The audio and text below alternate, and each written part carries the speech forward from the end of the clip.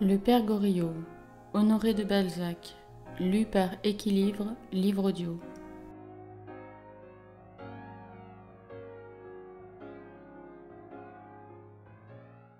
Suite. Moi je n'aime pas ces injustices-là. Je suis comme Don Quichotte, j'aime apprendre la défense du faible contre le fort. Si la volonté de Dieu était de lui retirer son fils, Taillefer reprendrait sa fille. Il voudrait un héritier quelconque, une bêtise qui est dans la nature, et il ne veut plus avoir d'enfant, je le sais. Victorine est douce et gentille. Elle aura bientôt entortillé son père. Elle le fera tourner comme une toupie d'Allemagne avec le fouet du sentiment. Elle sera trop sensible à votre amour pour vous oublier. Vous l'épouserez. Moi, je me charge du rôle de la Providence. Je ferai vouloir le bon Dieu. J'ai un ami pour qui je me suis dévouée, un colonel de l'armée de la Loire, qui vient d'être employé dans la garde royale.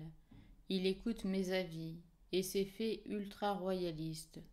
Ce n'est pas un de ces imbéciles qui tiennent à leurs opinions. Si j'ai encore un conseil à vous donner, mon ange, c'est de ne pas plus tenir à vos opinions qu'à vos paroles. Quand on vous les demandera, vendez-les. Un homme qui se vante de ne jamais changer d'opinion est un homme qui se charge d'aller toujours en ligne droite, un niais qui croit à l'infaillibilité. Il n'y a pas de principe, il n'y a que des événements, il n'y a pas de loi, il n'y a que des circonstances. L'homme supérieur épouse les événements et les circonstances pour les conduire. S'il y avait des principes et des lois fixes, les peuples n'en changeraient pas comme nous changeons de chemise. L'homme n'est pas tenu d'être plus sage que toute une nation. L'homme qui a rendu le moins de service à la France est un fétiche vénéré pour avoir toujours vu en rouge. Il est tout au plus bon à mettre au conservatoire, parmi les machines, en l'étiquetant Lafayette, tandis que le prince auquel chacun lance sa pierre et qui méprise assez l'humanité pour lui cracher au visage autant de serments qu'elle en demande, a empêché le partage de la France au congrès de Vienne. On lui doit des couronnes, on lui jette de la boue. Oh, je connais les affaires, moi, j'ai les secrets de bien des hommes. Suffit. J'aurai une opinion inébranlable le jour où j'aurai rencontré 3 têtes d'accord sur l'emploi d'un principe, et j'attendrai longtemps. L'on ne trouve pas dans les tribunaux 3 juges qui aient le même avis sur un article de loi. Je reviens à mon homme. Il remettrait Jésus-Christ en croix si je le lui disais. Sur un seul mot de son papa Vautrin, il cherchera querelle à ce drôle qui n'envoie pas seulement 100 sous à sa pauvre sœur. Et ici Vautrin se leva, se mit en garde et fit le mouvement d'un maître d'armes qui se fend. Et à l'ombre, ajouta-t-il. Quelle horreur, dit Eugène. Vous voulez plaisanter, monsieur Vautrin. Là, du calme, reprit cet homme. Ne faites pas l'enfant. Cependant, si cela peut vous amuser, courroucez-vous, emportez-vous. Dites que je suis un infâme, un scélérat, un coquin, un bandit. Mais ne m'appelez ni escroc ni espion. Allez, dites, lâchez votre bordée. Je vous pardonne, c'est si naturel à votre âge. J'ai été comme ça, moi. Seulement réfléchissez. Vous ferez pis quelques jours. Vous irez coqueter chez quelque jolie femme, et vous recevrez de l'argent. Vous y avez pensé, dit Vautrin ? Car comment réussirez-vous si vous n'escomptez pas votre amour ? La vertu, mon cher étudiant, ne se scinde pas, elle est ou n'est pas. On nous parle de faire pénitence de nos fautes. Encore un joli système que celui en vertu duquel on est quitte d'un crime avec un acte de contrition. Séduire une femme pour arriver à vous poser sur tel bâton de l'échelle sociale, jeter la zizanie entre les enfants d'une famille, enfin toutes les infamies qui se pratiquent sous le manteau d'une cheminée ou autrement dans un but de plaisir ou d'intérêt personnel. Croyez-vous que ce soit des actes de foi, d'espérance et de charité ? Pourquoi 2 mois de prison au dandy qui, dans une nuit, ôte à un enfant la moitié de sa fortune ? Et pourquoi le bagne au pauvre diable qui vole un billet de 1000 francs avec les circonstances aggravantes? Voilà vos lois. Il n'y a pas un article qui n'arrive à l'absurde. L'homme en gants et à parole jaune a commis des assassinats où l'on ne verse pas de sang, mais où l'on en donne. L'assassin a ouvert une porte avec Monseigneur, deux choses nocturnes. Entre ce que je vous propose et ce que vous ferez un jour, il n'y a que le sang de moins. Vous croyez à quelque chose de fixe dans ce monde-là. Méprisez donc les hommes, et voyez les mailles par où on peut passer à travers le réseau du code. Le secret des grandes fortunes, sans cause apparente, est un crime oublié, parce qu'il a été proprement fait. Silence, monsieur, je ne veux pas en entendre davantage, vous me feriez douter de moi-même. En ce moment, le sentiment est toute ma science. À votre aise, bel enfant. Je vous croyais plus fort, dit Vautrin. Je ne vous dirai plus rien. Un dernier mot, cependant. Il regarda fixement l'étudiant. Vous avez mon secret, lui dit-il.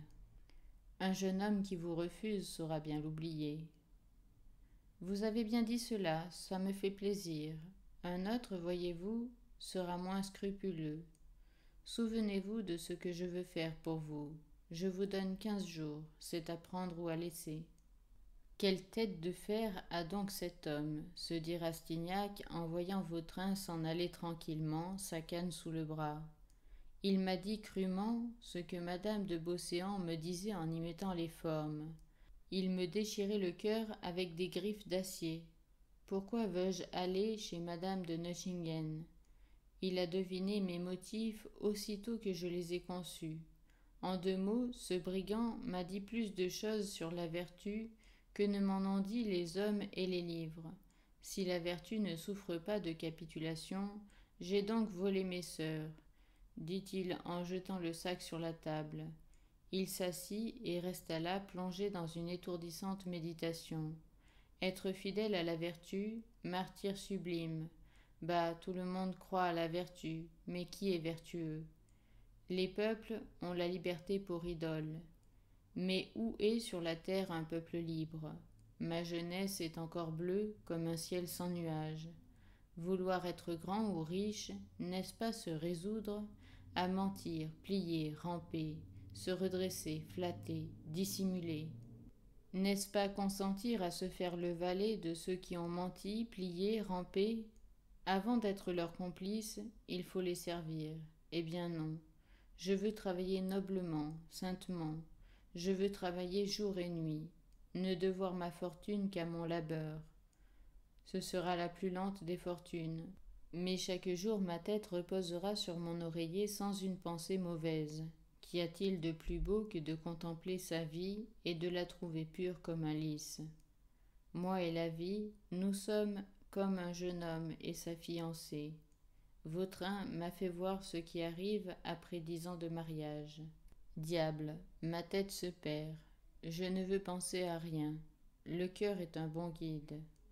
Eugène fut tiré de sa rêverie par la voix de la grosse Sylvie, qui lui annonça son tailleur, devant lequel il se présenta, tenant à la main ses 2 sacs d'argent.